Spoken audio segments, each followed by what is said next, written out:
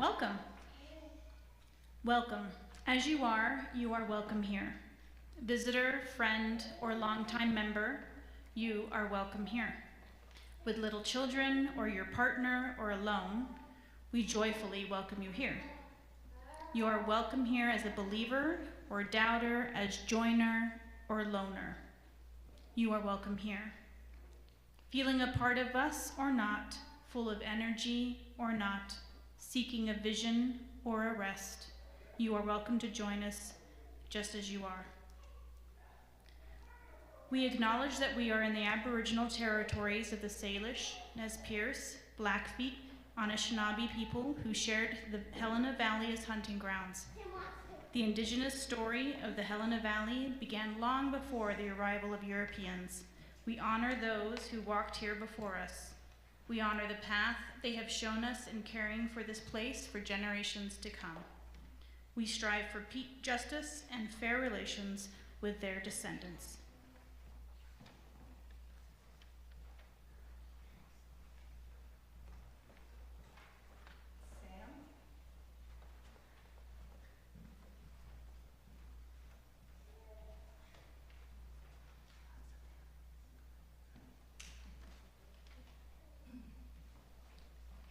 We gather together this hour as people of faith with joys and sorrows, gifts and needs.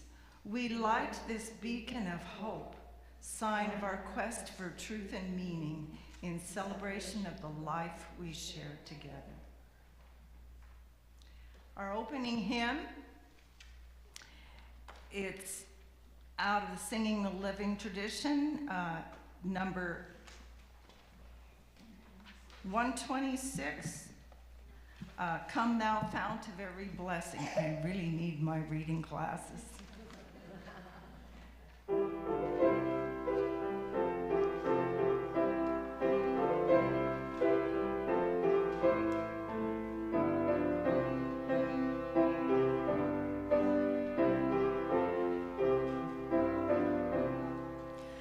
Come thou fount of every blessing, tune our hearts to sing thy grace.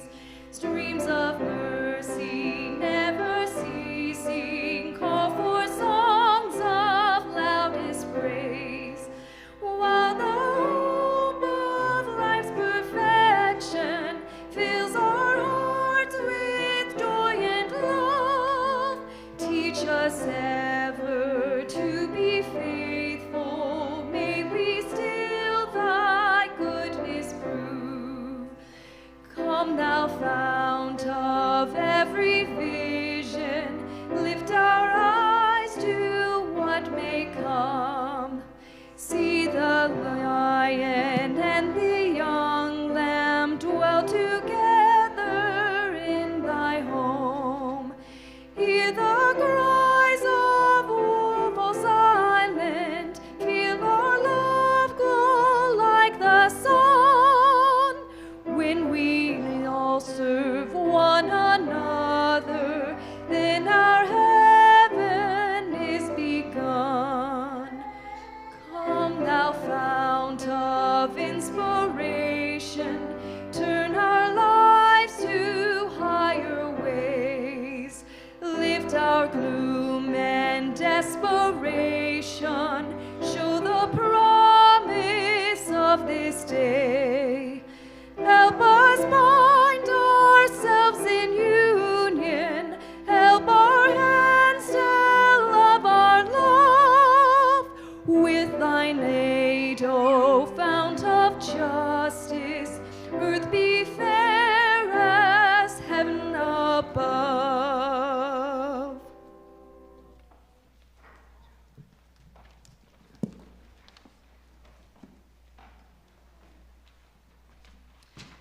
All right, this is the time for joys and concerns. Understand that we are being recorded here. And there's a time later in the service for when we can share those joys and concerns more privately. So Do we have any takers?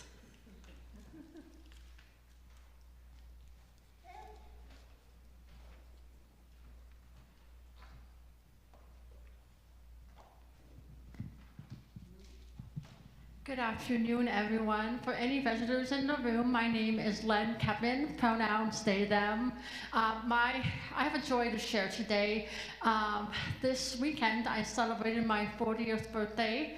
My partner was able to be here with me for the weekend from Lolo, so I've been able to spend time with them, as well as some good friends that went out to meet with me on Friday as well as yesterday. And then I got to spend the weekend working on some projects to get things a little bit more organized as I prepare to continue moving into my new house. So I think that's all I have to share.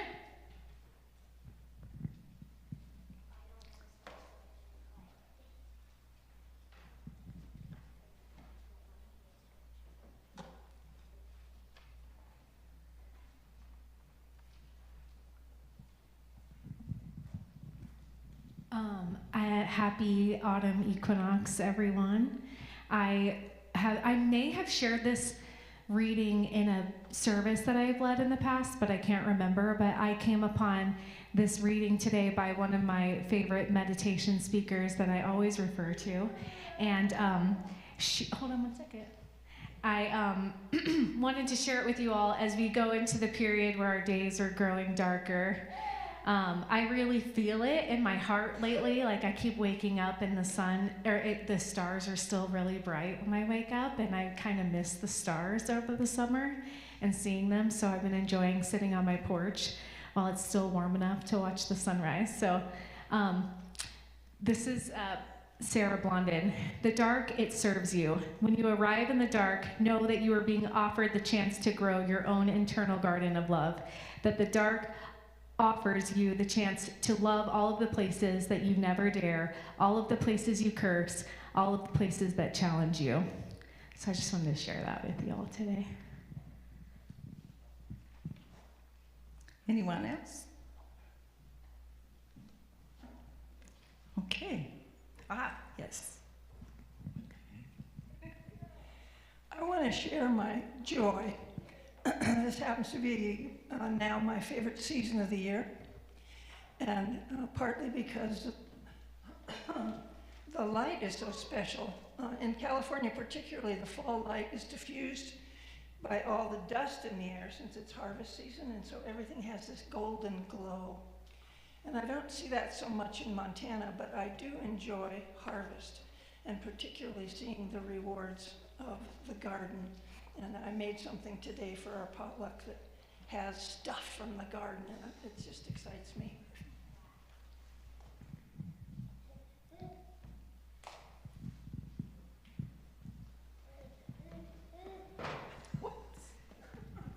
Hey everyone, Lowell Chandler, he, him. It's good to be back. Hope everyone had a wonderful summer, but I just wanted to follow up on Cass's statement about the harvest. I was pretty lazy this year with our garden because I was busy with this guy and Jack. But I got free pumpkins from Ace Hardware late in the season, and I was like, I'll just throw them in there. And we have like 8 giant pumpkins, so I'm really happy about that. If you need a pumpkin.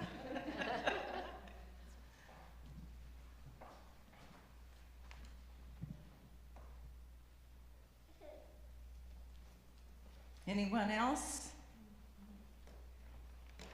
Okay. Don't want to forget anything here. Okay. So now is the time for our offering. Guests here, your presence is good, and you don't feel like you have to donate anything more.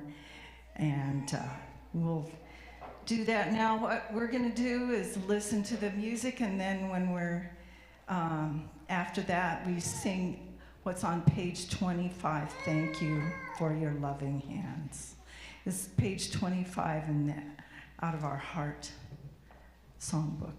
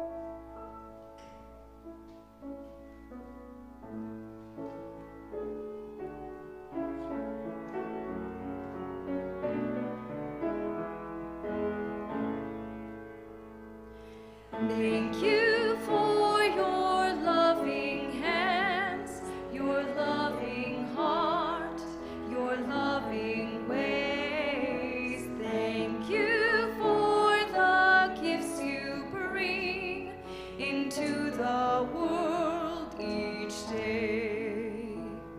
And if you ever doubt yourself, remember us who love you well. We know all the gifts you bring into the world each day. So thank you for your loving hands, your loving heart, your loving ways. Thank you for the gifts you bring into the world each day. Okay, now this is the time for the message for all ages. I have a confession. I'm the one who's supposed to read this story. I Am Enough by Grace Byers. I checked the book out of the library. I read through it. It's wonderful. I forgot it. I am so sorry. So, okay. And children, you're welcome to come and listen, or you can stay right where you're at. This is a story for all ages anyway. I realize that even if I forgot this story, I am still enough.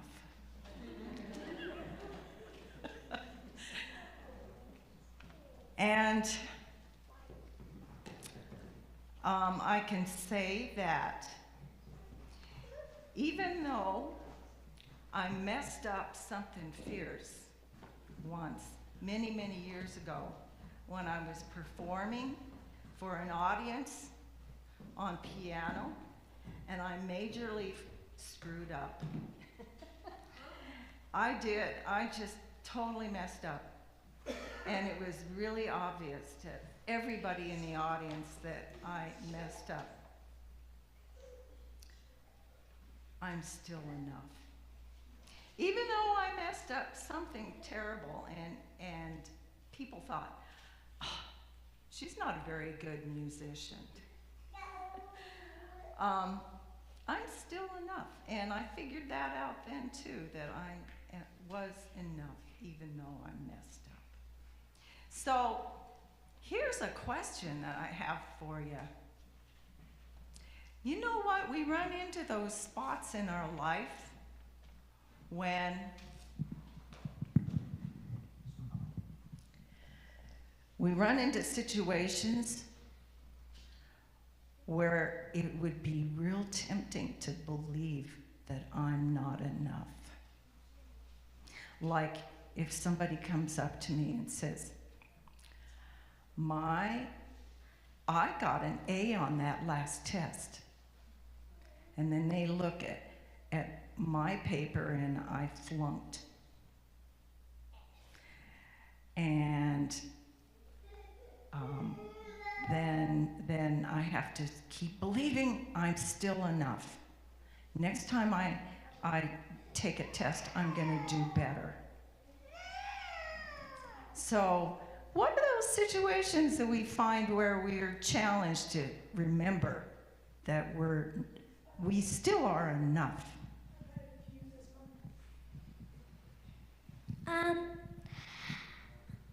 One is that when we are like not good at cartwheels and someone else is, they're like, I got a cartwheel and you didn't.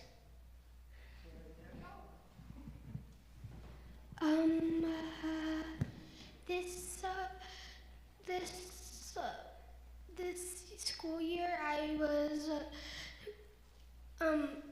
it was our class's turn to say the pledge, and on my day of that I instead of flag I said snag. So I pledge allegiance to the snag of America. instead of flag because I messed up on accident.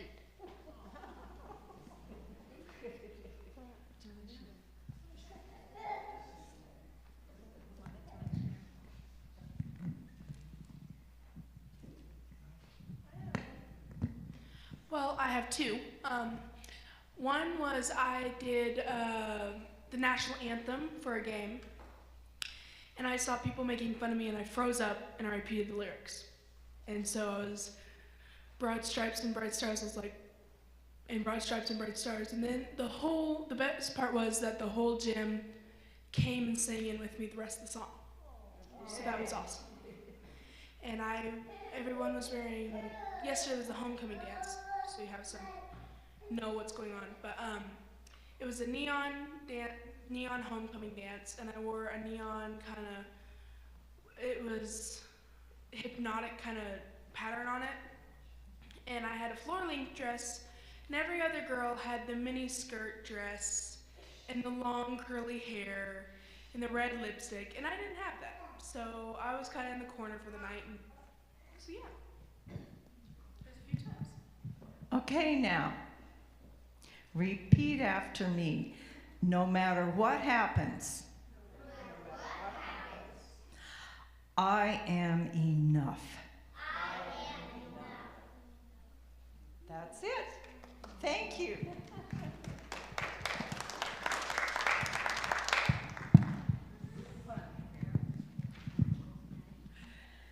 All right, now, children, you can stay here if you want, or you can go to our child care place, and you'll have lots of fun playing with each other. It's whatever you want to do. But if you stay here, you have to sit quiet as the grave. Even quieter. See you later.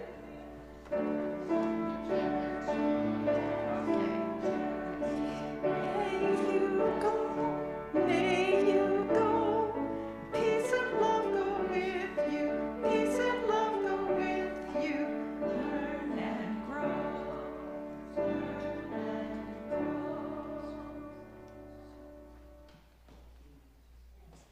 grow. Okay.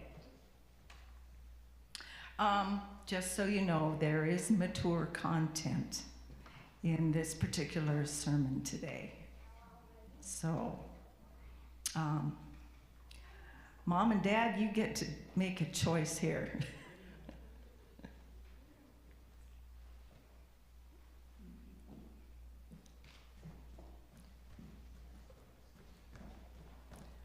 All right, Gemma.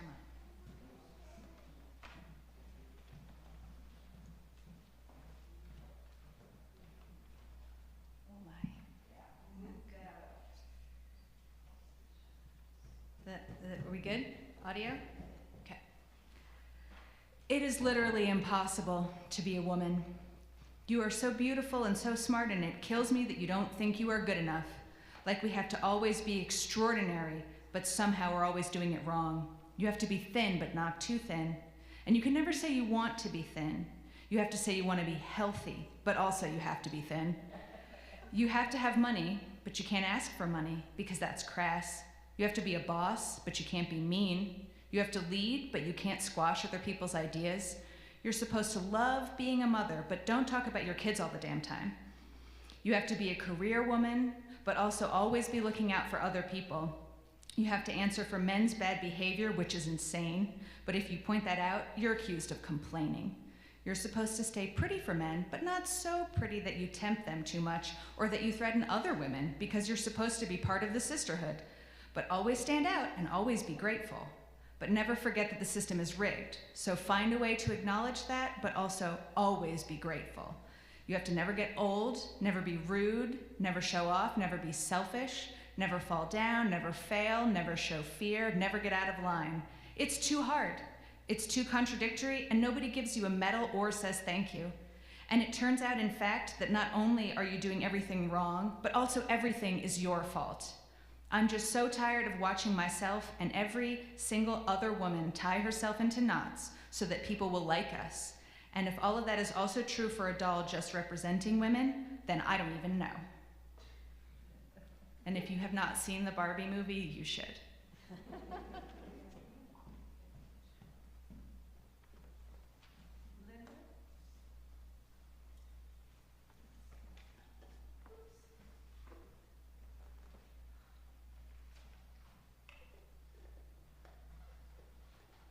Hello.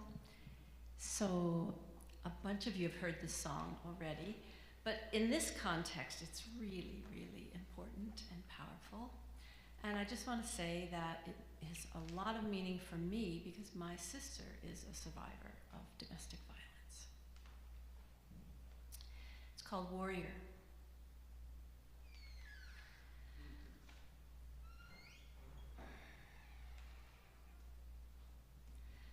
I was a shy and lonely girl with the heavens in my eyes. And as I walked along the lane, I heard the echoes of her cries. I cannot fight, I cannot a warrior be. It's not my teaching, nor my duty. It is the womanhood in me. I was a lost and angry youth. There were no tears in my eyes. I saw no justice in my world. Only the echoes of her cries. I cannot fight, I cannot a warrior be. It's not my nature nor my teaching. It is the womanhood in me. I am an older woman now, and I will heed my own cries, and I will a fierce warrior be, till not another woman dies. I can and will fight, I can and will a warrior be. It is my nature and my duty. It is the womanhood in me. I can and will fight, I can and will a warrior be. It is my nature and my teaching. It is the sisterhood in me.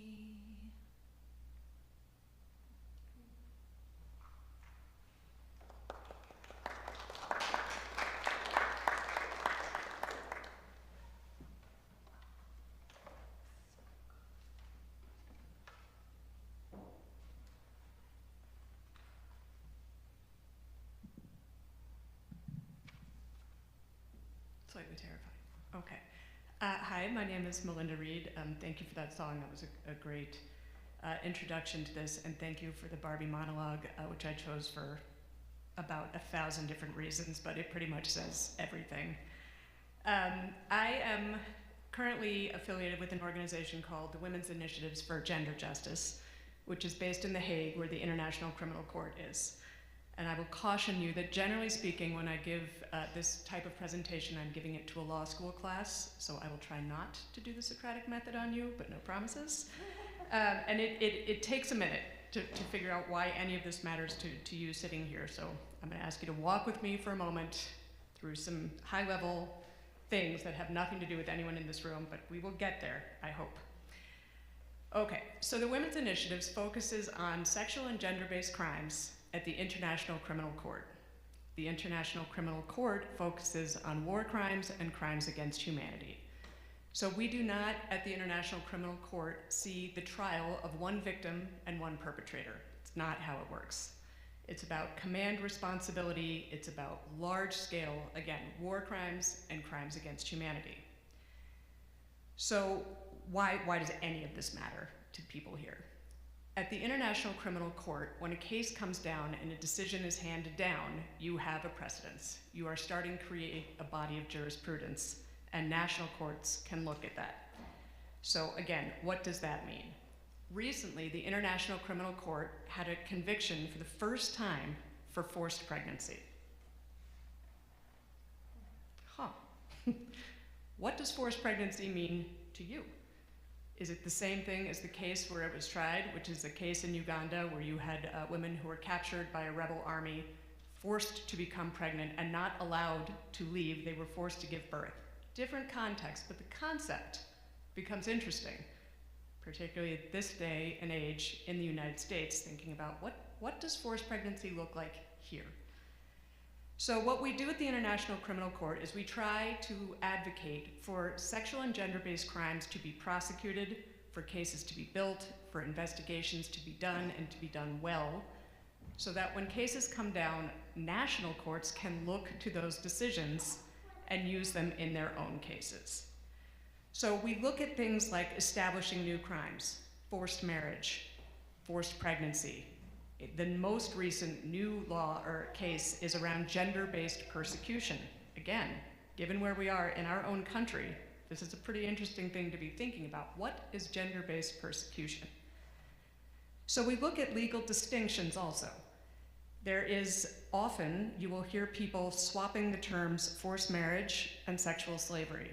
And I had a very interesting conversation with a survivor who said, people think there's not a big difference, but I ask you, was I a slave or was I a wife? Okay, that set me back on my heels a month. The terms matter, the crimes matter, how we talk about it matters, and how an individual experiences it matters. So our work focuses around bringing survivors' voices to the forefront, helping them articulate their experience so that the legal processes can match what is actually experienced. So conversations about these words led us to the campaign that I'm going to talk a little bit about today, because what we found is at the court, acts of sexual violence are defined, literally defined, in the rules of procedure as acts of a sexual nature. Do we see where we're having trouble here? Genocide is not defined as an act of a genocidal nature. It's a circular definition, it gives no guidance. And we found that there were cases being decided upon that clearly reflected that people have absolutely no idea what sexual violence is. There was a case that was decided in Kenya, and it was warring ethnic tribes, and there was the forced circumcision of one tribe by another, and the court ruled that it was not sexual violence, it was ethnic violence. And survivors of those crimes said, I would ask you what your thoughts on the matter would be if it was your penis that had been involved. And again, mature content, I'm sorry, but that's how we roll here. So we thought about it, and we thought to ourselves, what makes violence sexual? And I went to dinner parties making absolutely everybody uncomfortable and asked them, what makes violence sexual? Nobody could answer the question. They tried, and I tried, and I had no idea. So we decided that we would take it upon ourselves to come up with something. So we interviewed over 500 survivors in over 20 countries to get a sense of what makes violence sexual. We involved legal experts, academics, and survivors, and what we came up with is two things. First of all, we have to call it what it is. That was the name of our campaign. Trying to come up with euphemisms or metaphors or broad terms that kind of push the whole sexual thing to the side, not gonna happen.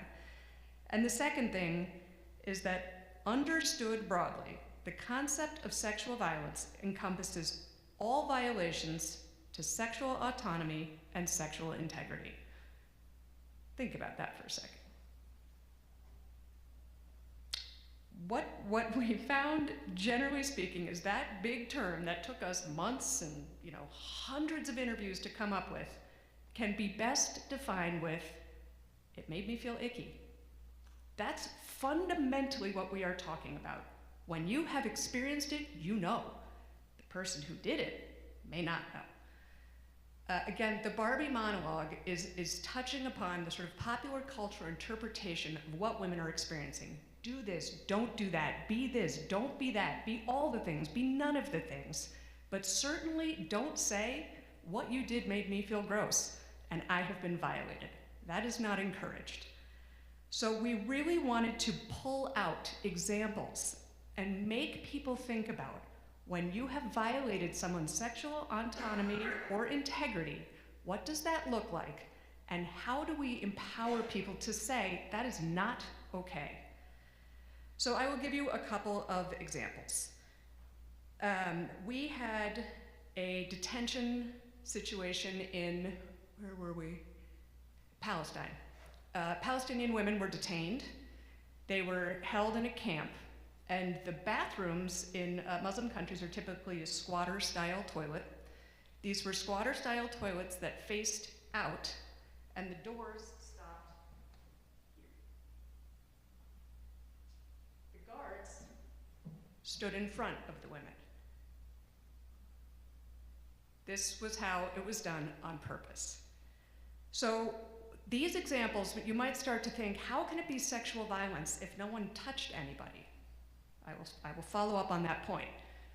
But what we started to hear over and over and over again were stories that were so disturbing when you thought about them, but they weren't necessarily a crime. It wasn't, so the doors were short.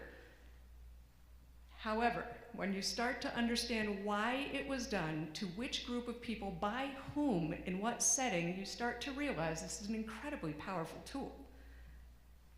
The link to sexual violence, which is more relevant for here today and us, is these exact same things happen in individual relationships.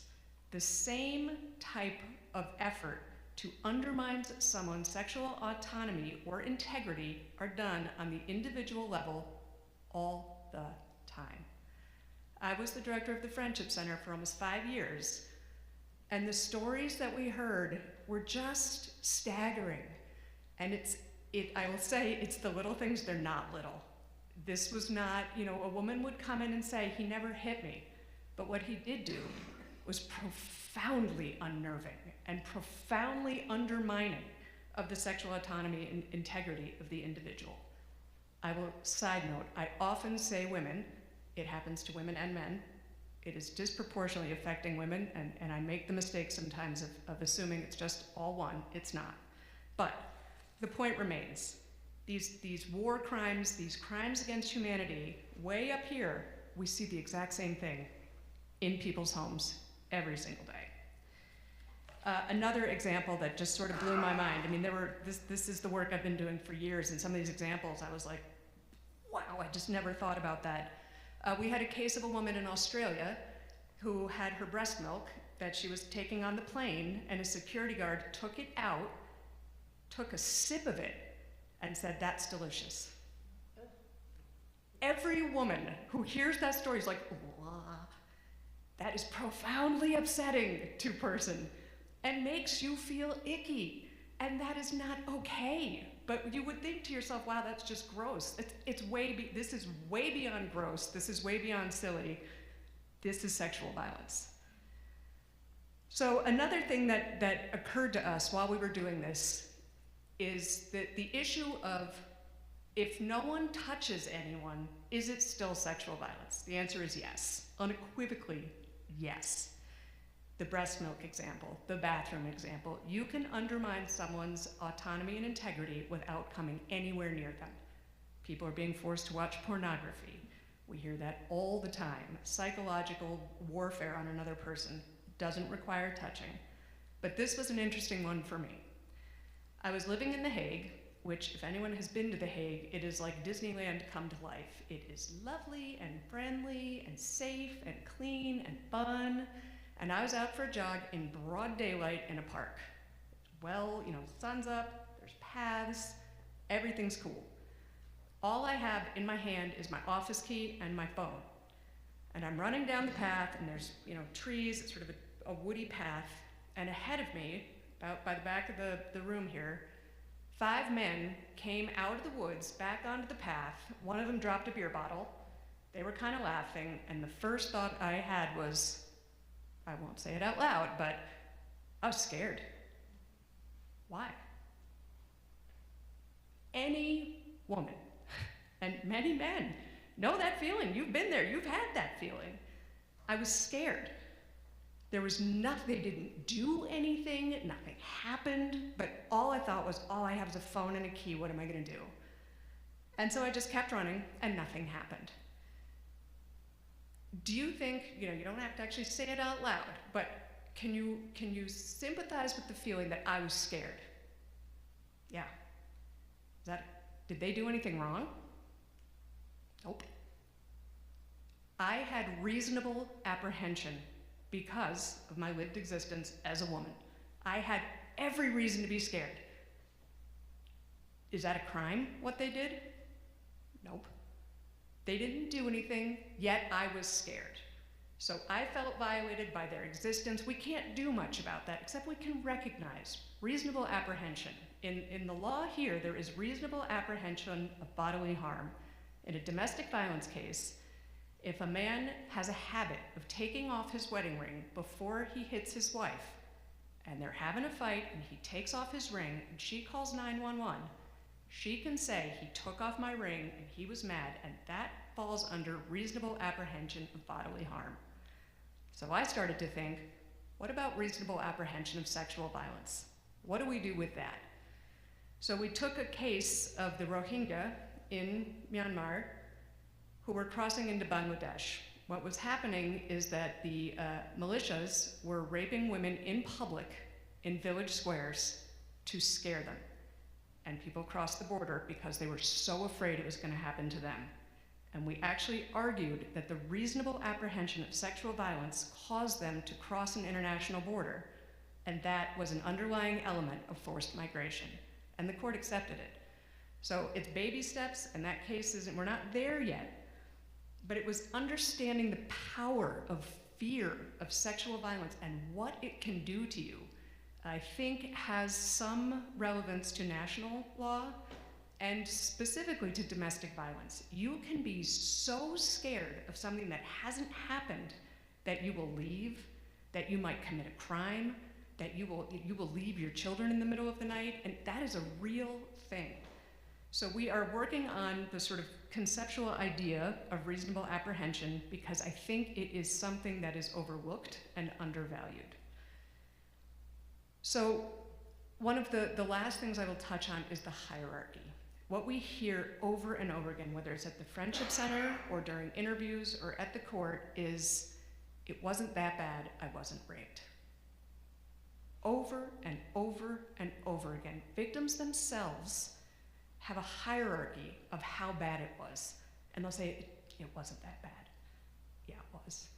And we are working hard at all of the levels to help survivors understand that it doesn't have to be that bad. Nobody had to touch you. You didn't have to be raped. What you experienced and its impacts on you may be as significant as someone who was physically assaulted. And I think that, we go back to why we call it what it is.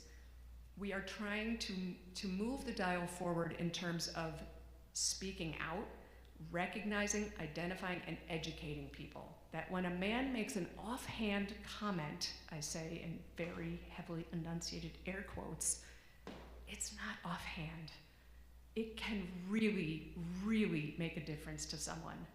And calling it what it is and saying what you're doing is not okay, we're getting there. We've seen some very positive signs that women or victims, whatever their gender might be, are saying what you are doing is not okay. Amazing example recently at the Women's World Cup, where the player said, no, I didn't say it was okay. I certainly didn't have that conversation. He kissed me and I didn't want it.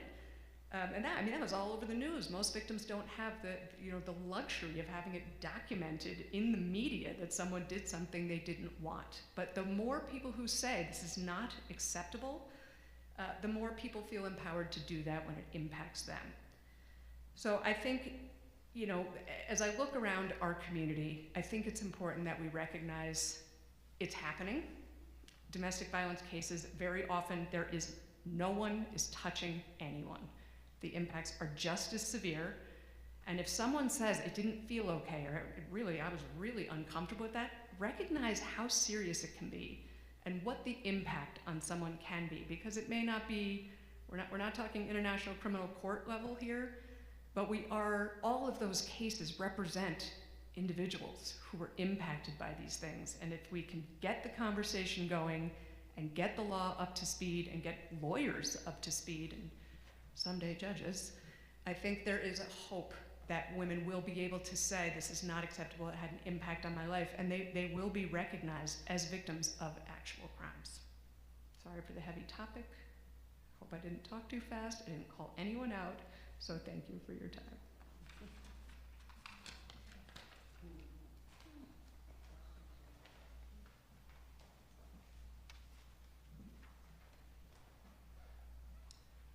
We'll have 3 minutes of silent meditation, followed by reflections on the sermon.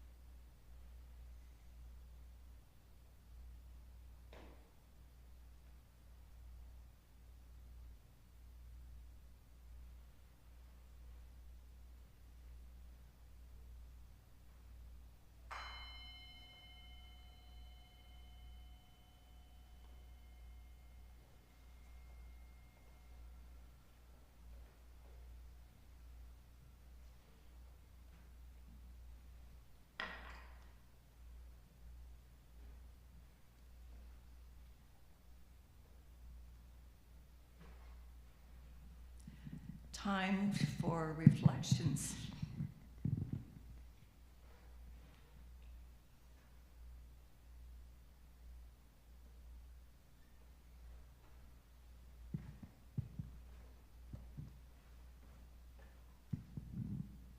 Thanks so much for coming to talk to us. And I feel like you did a really good job of bringing it to a much broader level. I feel like these are topics that we hear a lot and maybe think a lot about on an individual level, but I hadn't really thought about it so much from the international scene that you're working on. Yeah, I think that I really appreciate you sharing that with us and giving us a little bit more expanded view.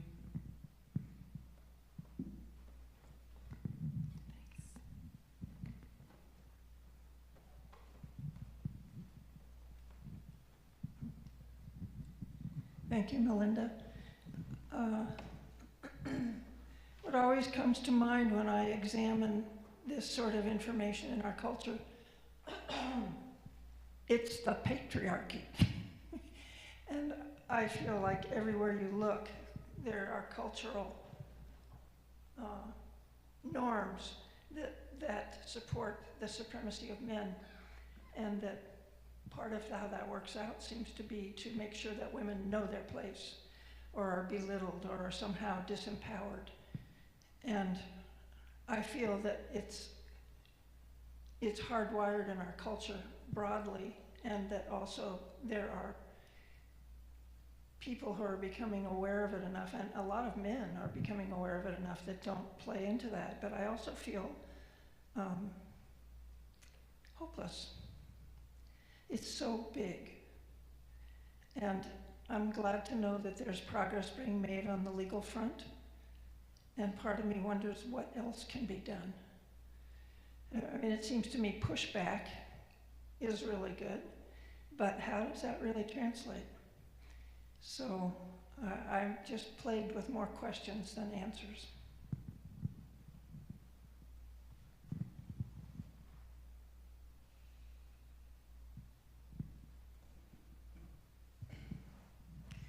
I keep thinking that some of the roots of this, thank you for coming in and talking to us, is that imbalance of power, even without the sexuality. I think about that when my boys started driving, I never gave them the talk being what I think young black men are told when a cop pulls them over, that imbalance of power, that seeing 5 men on the path in front of you and being scared.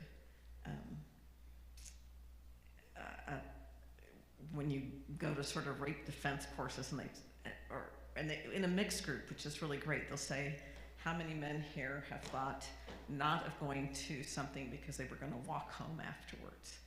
How women curtail some of their activities to protect themselves. I don't know what the answer is, but it underlies a lot of things.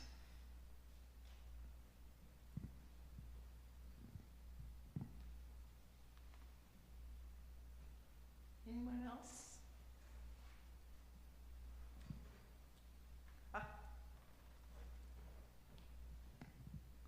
Well, having grown up in the, starting in the mid-50s and forward, there was certainly a lot of socialization that I experienced as a girl to be compliant.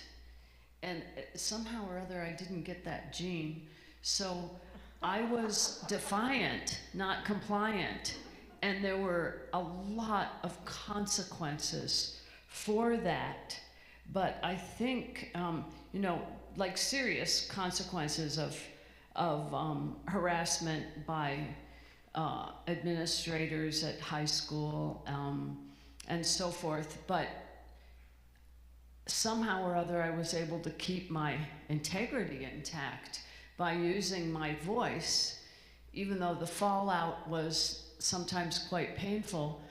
I had an experience of sexual harassment when I was working in construction in Logan, Utah, as the only woman on a construction crew, and I refused to sit up front with this guy when my crew was being moved. And so I was given the option of switching to the housekeeping crew or not having a job. And but a day on the housekeeping crew, and I just had to quit because it just didn't fit. But I had another experience of I don't think this was sexual violence, but it was definitely, I think, gender-based, where 2 men put a big knife to my belly and robbed me. And I screamed my head off. And as a consequence, I actually ended up getting my stuff back, and they actually ended up in jail. But I just think we have to use our voices. We cannot be compliant, complacent, and we have to, like the song Warrior Woman that Linda sang, we have to be fierce. Thank you, Melinda, for coming and talking today. I am heartened to know that of this work on the international level, because I do believe somewhat probably in trickle-down justice. And I know that in my lifetime, the laws were changed about what husbands had in terms of, I can't even say the word privilege, but the right to rape their wives. And that has changed in my lifetime. So the work that you're doing in the International Court, I'm really thankful, and thankful that you came today.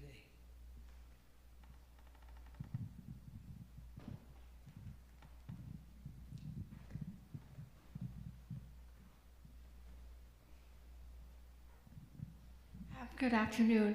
I'm Melinda. I want to say thank you for your presentation. It was very informative. And I appreciate what you said, that sexual violence doesn't just happen to women, it happens to men. But I also kind of wanted to bring to the table some interesting sort of developments within the last year in the state of Montana. The legislator tried to passed a law that would codify into state law an inaccurate definition of sex into state law, and how that is going to affect, cases in the future when folks are being targeted based on their gender identity, and how we will then move forward to advocate for those individuals who are being targeted based on their gender identity, and how that's an inaccurate definition of sex being codified into law will come into place in that conversation. And that law is being challenged. I can't remember if it's the ACLU of Montana or Upper 7 law. Those are the two kind of challenging most of the anti-LGBTQ legislation that was introduced and passed this year. So hopefully that doesn't go forward, but that was the bill this year that I think I was the most concerned about, because of the outreaching effects that could have, not just on sex and domestic violence, but a lot of different aspects when we talk about discrimination based on sex.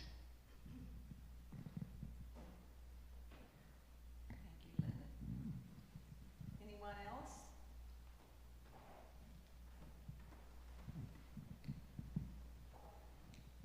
I do have one question for Melinda.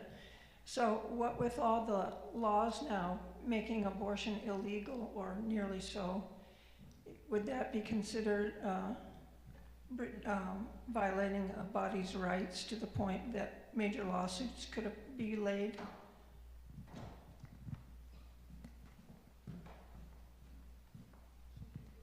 Thank you. That is both my favorite and least favorite question. I think, you may have observed that there was a twinkle in my eye with the forced pregnancy comment I made, because I think there's room for exploration. Unfortunately, forced pregnancy right now, with international crimes, war crimes and crimes against humanity, it's not just the individual.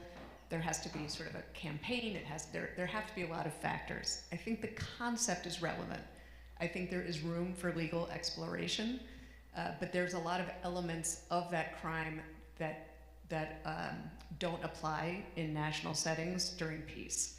So I think a very creative lawyer has some room here, and I think the concept is there that forced pregnancy is forced pregnancy. It's the elements of the crime and the jurisdiction of the court that can change. So we're not quite there yet, but it is a relevant concept, I would say.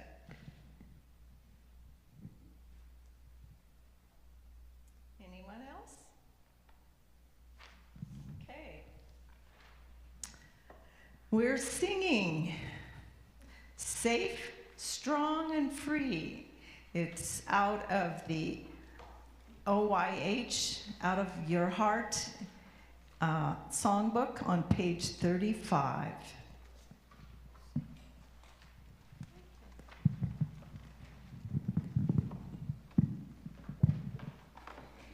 And this song was written by Judy Fiel, who's going to sing it with me today.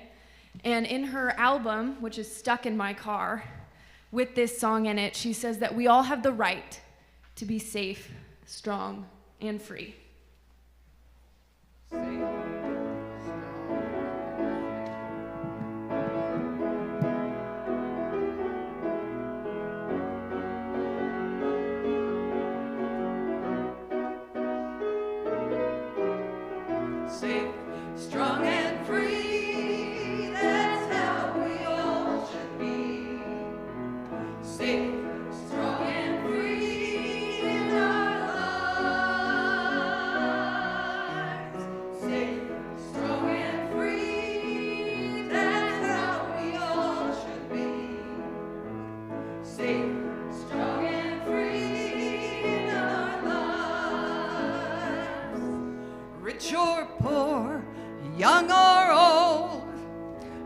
a city street or a country road, man or woman, boy or girl, we should all feel safe in this old world. Safe, strong and free, that's how we all should be. Safe, strong and free in our lives. Safe, strong and free, that's how we all should be. Safe, strong and free in our lives. At home or school, work or play, in the middle of the night, in the middle of the day, with strangers, friends, or family, we should all feel safe as safe can be. Safe, strong and free, that's how we all should be. Safe, strong and free in our lives. Safe, strong and free, that's how we all should be. Safe, strong and free in our lives. No more secrets that shouldn't be when we are safe and strong and free. So let's work till we